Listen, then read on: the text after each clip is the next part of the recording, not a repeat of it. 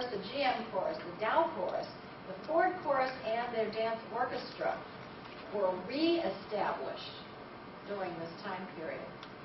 It was a period of thinking that music is a weapon and defense against fear and defeat. The period of economic growth after World War II also had an increase in employee recreational activities. Endicott Johnson shoes went through until the 1960s. In 1976, the Scott Paper Company had the Scott Family Singers. That went at least until the 1980s. There's also a little bit of slowdown in terms of what was going on with children because the public schools were catching up and these companies were moving over to let the company junior bands become part of the school music program. The Dow Chemical Company was still operating through now a foundation, not the company. They turned all this music stuff over to Midland Music Foundation, which still exists. Okay? Now, once we hit the late 60s, everything starts to disband again. Around this time, things are reforming mostly as community organizations. It might be radio, it might be music, it might be all the other things that people could now get to that they didn't used to have. But there was a slowdown in terms of company music groups. Oh well, but today, the Buick Male Chorus is called the Norton Male Chorus. It is available for any gentleman to join. GM Chorus is still operating. The Dow Orchestra is now the Midland Symphony. Boeing employees do have a choir. They just started theirs. Like maybe the late 60s or 70s. Genesee Brewery has a rock band. Nissan has a gospel choir. And the Atchison-Topeka and Santa Fe Railroad Band is now the Topeka-Santa Fe Band. It's a community band. There's your Norton Male Chorus and the Midland Symphony with chorus behind, all community now. This is the Boeing Choir. They work side by side with education and do at least every year a side-by-side with a middle school. That they go in and encourage the students to continue with music. So the students are actually singing with the adults at least once a year. They have a couple rehearsals, and then they put on this big concert. Excuse me, they still exist? Yeah. Oh, okay. This is the latest picture right off their website. Oh, my. Oh, yeah. Sorry to interrupt. They're still up there. Not a problem. The Nissan Choir, they're still going. Apparently, they've turned into quite the group, and it is very, very much a loved group. This is down in their headquarters in Kentucky. Nissan is Tennessee, wherever they are. Tennessee. And that's the Santa Fe Band that you're going to get to hear a little bit of. Just to bring you up to date, the Boeing Choir started in the 60s and has continued since, just so you know when all that happened. Sears Holdings has a gospel choir. Macy's has a gospel choir. Partly through the early 21st century, like until about 2001 or 2. Sonic Corporation, that's the hamburger guys, they had the Sonic Tones as their group. Mutual Life Insurance Company had a male and female chorus in the 50s. They have a rock band, or did at least until last year.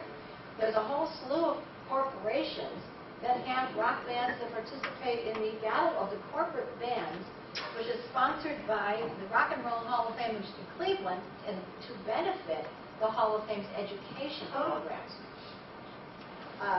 Genesee Brewery also has 4 resident rock bands, and maybe that big concert band thing has now become a rock band, and the chorus has turned into a gospel choir. But there's nothing saying that music is not alive and well in the industry these days. And maybe, just maybe, music education ought to start looking toward companies and that kind of community as a place to get a job. Maybe the public schools isn't the be-all and the end-all place for music education. We're just starting to talk about community music education. This is big-time community.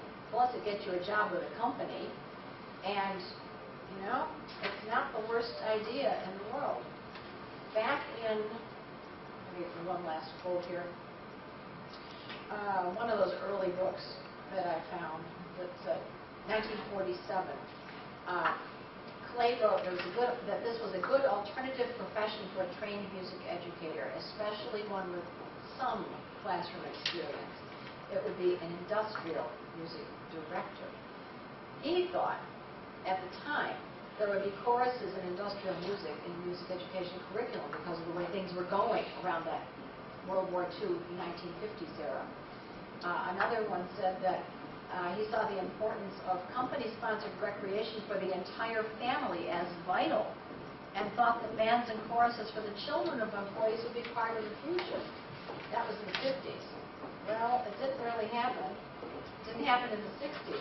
But you know, it just might. Now, you get the fun stuff. But let's figure out how to get out of this thing. And I'm going to let you hear some of this because it's really cool. Close that one down. I couldn't get these to do when I was doing PowerPoint, so you didn't have to do that. Okay. 1919, no, this is the 1920 band. This is the Dodge Band, 1920s. I don't know if we have to listen to all of it, but you're going to hear a good part of it. Pops and scratches, too.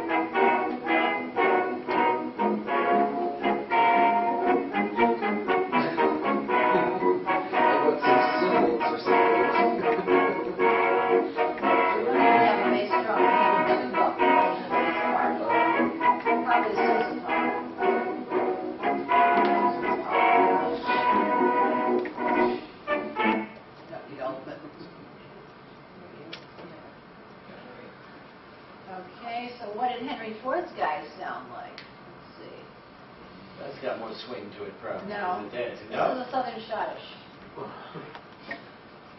This is for. Go. Henry Ford is one thing.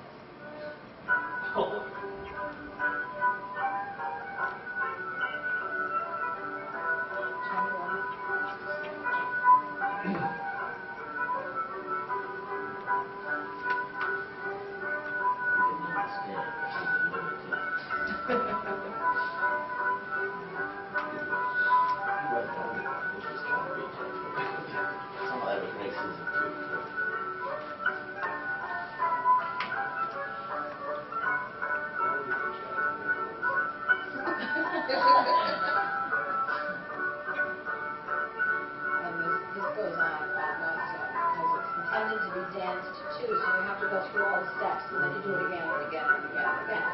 So the whole line is at a